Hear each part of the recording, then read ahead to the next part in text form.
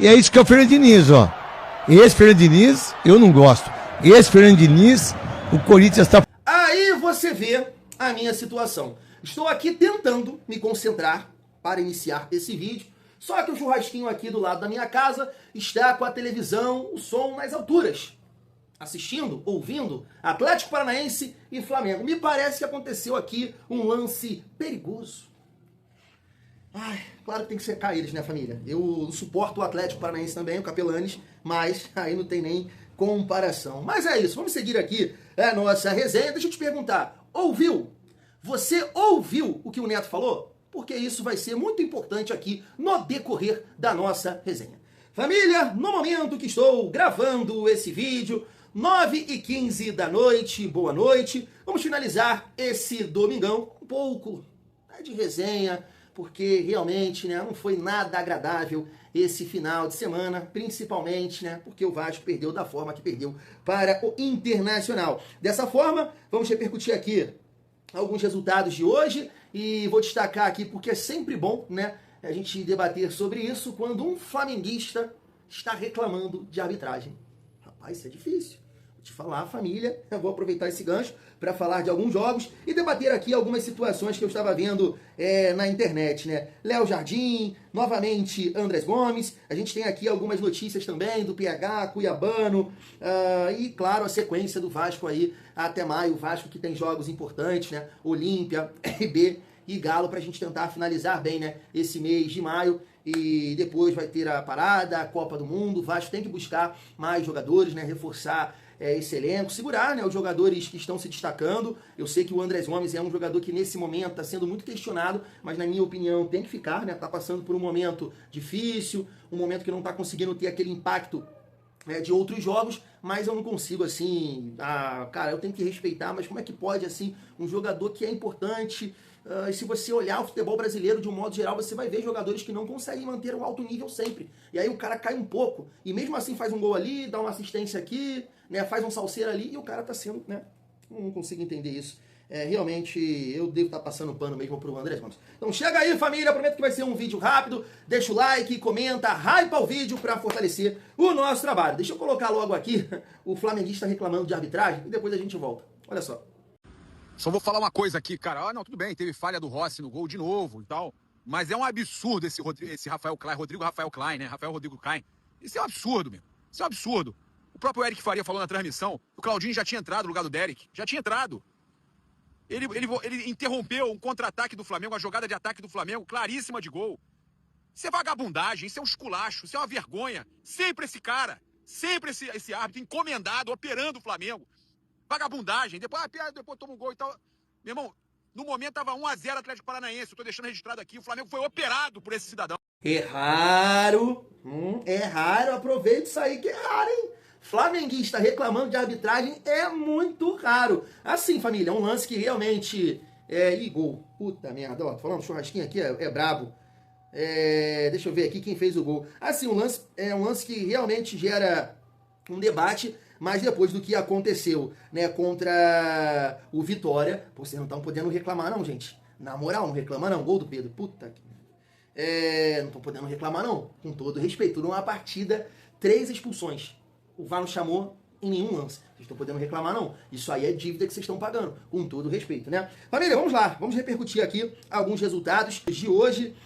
Sinceramente falando, foi uma rodada até interessante depois da derrota para o Internacional, porque o Vasco tinha a possibilidade de entrar na zona e não entrou, né? Tá aí, Bahia e Grêmio, 1-1, resultado aqui bacana. O Bairro conseguiu vencer do Corinthians por 3-1. 3 gols do Arthur Cabral.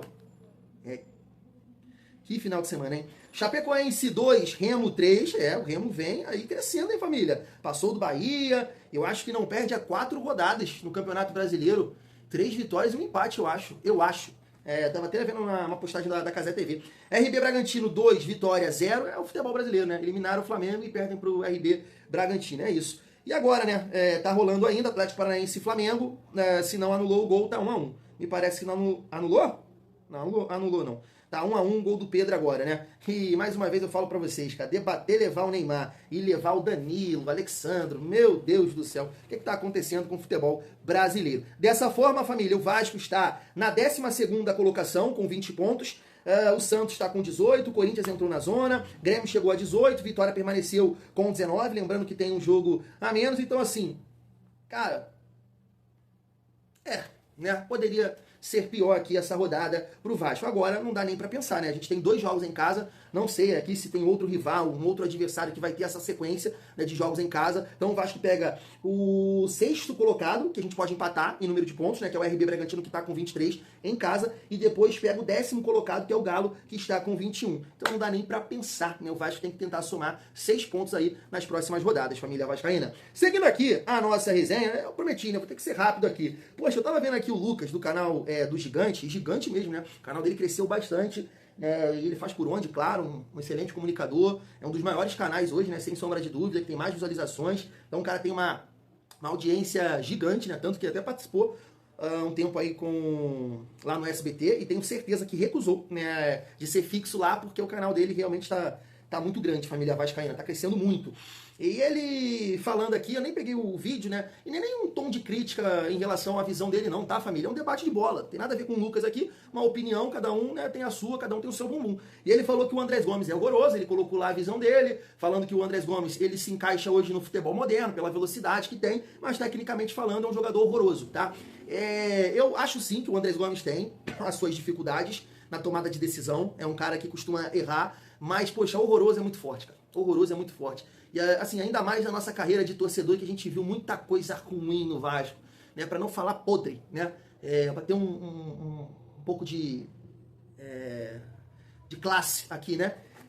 Mas eu discordo dessa questão aqui do Andrés Gomes, família. Eu acho que a gente tem que passar a debater, claro, o momento dele, ele tá em baixa, ele não está jogando bem, não foi bem contra o Atlético Paranaense, não foi bem contra o Internacional, e isso é super normal, não é só os jogadores do Vasco. Quando você acompanha o futebol brasileiro, você vê a partida que o Danilo fez contra a Chapecoense, o melhor jogador do Brasil jogando daquele jeito ali, não sei se tem alguma coisa. Você olha para os jogadores do Flamengo, também vai ter jogador questionado, um tal de Carrascal, estão falando que tem que sair, você vê o Alexandre, você vê o Danilo, então não é somente no Vasco que o jogador tem uma queda, cai de rendimento. Agora, a gente tem que tentar potencializar ele novamente, porque a maneira que o Vasco vem trabalhando, no jogo contra o Atlético Paranaense não, né, porque o Adson estava ali, acho que o Renato escalou perfeitamente. A escalação contra o Atlético Paranaense, eu acho que o Renato não errou em nada. Agora, contra o Internacional, a gente vai dificultar o jogo do cara, porque era a nossa única válvula de escape, e ele vai ser bem marcado. Teve um momento no segundo tempo que eu tava reagindo aqui com vocês, que o Andrés Gomes pegou na bola e tinha 3 marcando ele, pô. 3, você pode até achar que eu tô passando pano. Que adversário, que jogador chama tanta atenção assim? É um jogador que o adversário sabe, que é o principal jogador do Vasco na frente. Tinha 3 jogadores, o lateral, e tinha uma sobra, uma dupla sobra em cima do cara, porque era o único jogador que tinha essa capacidade física. Tu acha que eles vão marcar o Brenner? Tu acha que eles vão marcar o Nuno nessa fase que tá? O Tietê, que não pisa na área, que não faz nada? Vão marcar o Andrés Gomes. Então esse é o debate que tem que acontecer nesse momento. Né? O Renato, quando o Adson não estiver bem, não pode fazer o que vem fazendo, colocando o Brenner, colocando o Tietê. Não faça isso. Você tá queimando os jogadores. Você tá queimando. Eu ouvi, né, que o Barros não foi bem. Aí eu falei, irmão, vocês já jogaram bola? Pergunta aí um cara que entende de bola como é que é difícil jogar de primeiro volante, jogar na função de marcador. Se os companheiros não ajudam, né, não preenchem ali os espaços, o cara vai ficar correndo igual maluco e vai parecer que ele tá sempre atrasado. E foi isso que aconteceu, porque o Vasco ontem não competiu. Com o Tietê, com o Nuno, com o Brenner, vai sofrer. Os jogadores que a gente tem, que a gente destaca, que a gente exalta aqui, eles vão sofrer por essa incapacidade de ontem do time. Ontem, né? É a minha visão, tá? Então, poxa, eu fico muito chateado, respeito, mas eu gosto muito do Andrés Gomes, cara. Gosto muito mesmo, né, do nosso colombiano aí. Espero que nessa reta final ele possa, né, ser importante, garantir, ajudar a gente a vencer essas partidas aí, porque é um cara fundamental na minha modesta opinião. Há 2 jogos atrás, poxa, a gente tava aí exaltando o cara. Então, numa queda, a galera já pega no pé, que eu acho que passa um pouco do ponto. Mas a gente tem que respeitar, né, família? Em relação ao Léo Jardim, eu estava vendo aqui o Josa, né? O Josa também tem um canal aqui muito grande. E ele tava falando, Vascaíno do Cerrado também, que eu gosto pra caramba, eu tava vendo o vídeo dele, ele tava esculachando o Léo Jardim, é isso, faz parte. Só que assim, família, o que eu falo com vocês, né, e muita gente não gosta dessa minha teoria da grama do vizinho. E aí, eu tô vendo o Mano, eu não peguei os vídeos aqui não, vou mostrar os prints aí pra vocês. Eu tô vendo o Mano e o Neto esculacharem o Hugo Souza hoje, principalmente pelos chutes de fora da área do Arthur Cabral, né? E a galera do Flamengo esculachando o Rossi. Porque o primeiro gol ali, o Rossi foi encaixar a bola, botou a bola pra dentro do gol. A bola desvia e tal, mas ele coloca a bola pra dentro do gol, perdão. E a minha teoria continua fazendo sentido. Poxa, se o Vasco tem condições, tem recurso para buscar um goleiro muito acima do Léo Jardim, é outra parada. Eu não estou aqui me colocando contra isso, não. Eu estou analisando o futebol brasileiro. Eu olho para os dois times de mais investimento no Brasil e, sinceramente, eu não vejo o Léo Jardim tão atrás dos dois goleiros, do Rossi e nem do Carlos Miguel. Eu não vejo. Eu não vejo. As falhas que o Rossi teve com Vitória e teve hoje são falhas que o Léo Jardim também tem. Também tem. O Carlos Miguel também falha. Então, hoje, no Brasil, de um modo geral, o nível de goleiro é isso aqui, ó. Né? Do Grêmio, do Atlético, do Flamengo, do Palmeiras, Fábio, do Fluminense. O Léo Jardim tá no meio. Todo mundo erra. Assim como o Léo Jardim. Infelizmente, o erro de ontem foi muito bizonho, né? Bizonho. Eu tava até vendo um amigo Gabriel lá, que mora na Holanda, né? Me mandou um vídeo do cara analisando o lance e ele colocando na conta do Gumora, né? Porque o Gumora foi olhar assim, né? Pra ver se tava chegando algum jogador do Internacional. Quando ele faz, né? Quando ele dá a olhada, aí ele perde, né, a bola. Ele não percebeu que o Léo Jardim já tinha tocado nele. E aí, isso, não, mas eu achei falha do Léo Jardim. O Léo Jardim tá com a bola, ele tem que, né, dominar. Eu sei que já tava pressionando ele ali, ele não pode fazer, né, o que fez. Irmão, então dá o bumba. Dá o bumba, como deu várias vezes já, né? Então eu penso assim sobre o Léo Jardim, família vascaína. Seguindo a nossa resenha, pra gente trocar uma ideia sobre algumas notícias aqui do Vasco, como essa do PH, tá na tela pra vocês, né? O PH não vai jogar esses últimos jogos do Vasco até a Copa, contra o Olímpia, RB e Galo, vai fazer muita falta, né? Até por uma questão de desgaste do Pumita.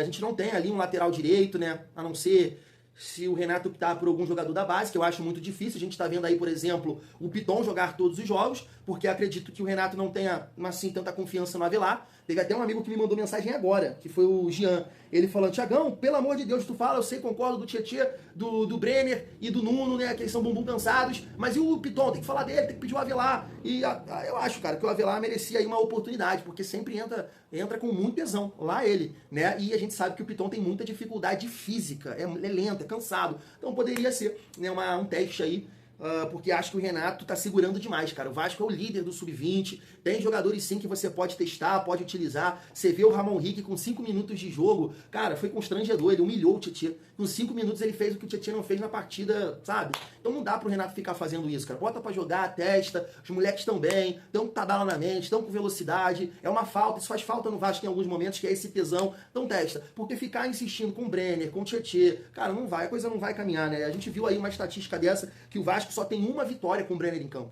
Isso é assustador, pô. Isso é assustador, né? Que foi contra o Sub-20 do Botafogo. Família, Cuiabano também, né? Tá fora, a página aqui tá destacando. É muito difícil contar com o Cuiabano nesses últimos jogos. Então você vê aí, o Vasco não vai ter o PH. Não vou nem falar que o PH é titular absoluto, né? Porque a gente sabe que hoje tem essa dúvida. A gente debate muito a questão do Pumita, que tá bem. Eu não achei que o Pumita foi mal defensivamente ontem, não achei mesmo. Acho que foi o melhor dos defensores ali, mesmo, né, tendo que marcar o Bernabé. E é um cara que ofensivamente foi prejudicado também, por não ter um centroavante de bola aérea, não ter o ponta ali auxiliando ele. O Renato botou o Tietê, é o que eu tô falando. Você escolhe algumas peças e você vai acabar prejudicando outras. O Pumita ontem foi muito prejudicado por não ter um cara ali auxiliando, um ponta, ajudando na recomposição, ajudando ali na tabela, na fase ofensiva, porque o Tietê não existe, pô. Entende o que eu tô falando? Então a gente vai contar aí com o Pumita, com o Piton, para esses jogos, a não ser, né, que o Renato possa oportunizar aí o Avelar. Família, seguindo aqui para a reta final do nosso vídeo, como eu disse, né, a gente tem aí essas decisões pela frente. Nesse mês de maio, o Vasco volta a campo na quarta-feira, né, 7 horas da noite, contra o Olímpia, lá no Defensores de El Chaco. Se eu não estou... Poxa, o árbitro, quero dizer aqui, que vai apitar essa partida é Vilmar, né? Vilmar Roldan, eu acho, tem que tomar cuidado com ele, esse cara é meio fraco, caseiro, é uma decisão. Eu só espero, cara, que o Renato, né, possa levar essa partida aí com seriedade. Vou mostrar pra vocês aqui também, né? A gente vai ter aí os retornos do Spinelli, que não jogou, o Thiago Mendes, o Rojas. Eu espero sim, cara, que o Vasco possa utilizar esses jogadores. Eu acho que o Vasco tem que entrar aí com, no mínimo, né, com um time misto. Não dá pra você jogar com o time todo reserva, aí você vai oportunizar novamente Tietê, Brenner numa partida decisiva. E assim, o Vasco joga na quarta lá no Paraguai. Eu sei que tem o desgaste, viagem e tudo mais, Mas o Vasco volta a jogar no Campeonato Brasileiro contra o RB Bragantino no domingo, às 8h30. Então assim, dá. Poxa, o Internacional jogou contra o Atlético, com a maioria dos jogadores que jogou contra a gente, e passou o carro por cima do Vasco. O Vasco que preservou contra o Paysandu. Então, assim, chegou o momento de, em uma partida da Copa Sul-Americana, pelo menos você entrar ali com força máxima ou com um time misto, né? Então, Thiago, Rojas, Spinelli, eu acho que são jogadores que tem que jogar essa partida. Porque vencendo o Olímpia, ou até assim, um empate que não é o ideal, um tal, mas seria um resultado melhor. Perder, a gente se complica na competição. E aí vai acabar jogando esse playoff aí. Agora, vencendo ou empatando, a gente dá um passo. Vencendo, a gente garante, eu acho, né? Porque dependendo do outro jogo, o Vasco vai pegar o Barraca e desclassificado. Então, a gente tem que vencer. E eu acho que esses jogadores vão ser importantes nesse sentido. Agora, família, pegando lá o gancho do Neto, que eu falei pra você gravar na sua mente, eu estava vendo esse vídeo aqui, eu acho que é um jornalista lá, eu acho que ele cobre o futebol do Ceará, né? Ceará, Fortaleza, e o Nils Colina postou um vídeo dele aqui, analisando a transição defensiva do Vasco, aí ele coloca aqui, inexistente, né? E aí você viu, né, o Neto falar ali que esse time do Diniz, né, é aquele time exposto, é aquele time que dá muita liberdade, e aquela brincadeira que muita gente faz, né, do Scooby-Doo, quando tira assim a máscara. Cara, ontem o Renato, ele fez tudo que o Diniz faz. Tudo. Interessante que até a saidinha a gente tomou um gol, que nem é uma coisa que o Renato gosta, né? Pede sempre pra dar o bumba. Mas até nisso, né? Foi tão absurdo o que aconteceu no dia de ontem que até um gol desse a gente tomou. E assim, família, foi o que eu falei na live. Por que eu não vou trazer esse vídeo aqui de transição defensiva inexistente? Porque foi o que eu falei na live e vou repetir aqui com vocês. Não adianta. Não adianta a parte técnica, não adianta a parte tática, se você não tem a parte física. A parte física vai ser fundamental nesses dois aspectos aqui. Se você não tem a parte física, se você não tem jogadores fortes fisicamente, isso aqui não vai adiantar de merda nenhuma. A técnica não vai sobressair, a parte tática não vai existir. Porque que essa transição inexistente, ela acontece justamente porque você não tem esses jogadores com essa capacidade.